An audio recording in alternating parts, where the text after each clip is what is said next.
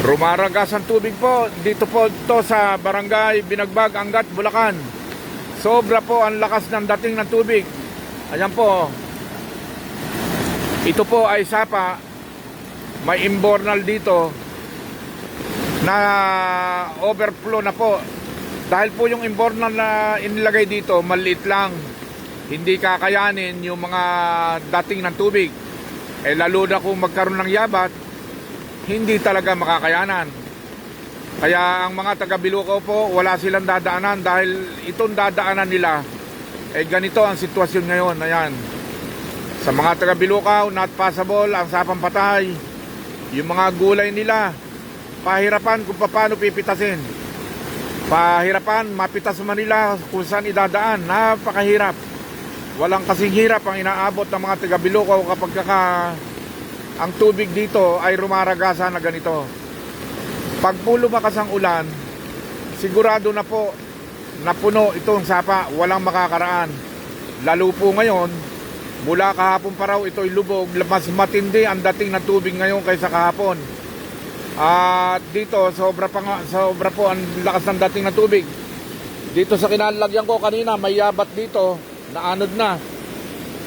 Ibig sabihin, lumalakas pa po ang dating ng tubig. Napakatindi po ng lakas ng tubig.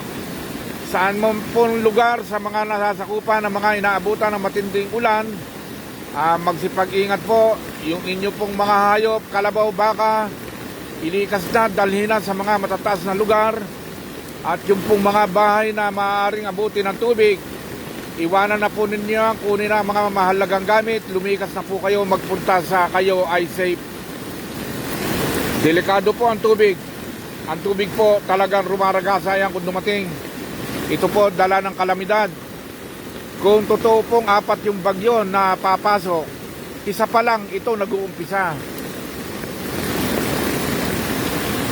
Kung yung isa nito ay may totoo na kasunod na 3 pa, kawawa po tayong lahat. Pagkat ngayon pa lang, unang bagyo pa lang, ganito na, rumaragasa. Kung yung 3 kasunod niyan, ganito pa rin ang sistema, kawawa tayong lahat.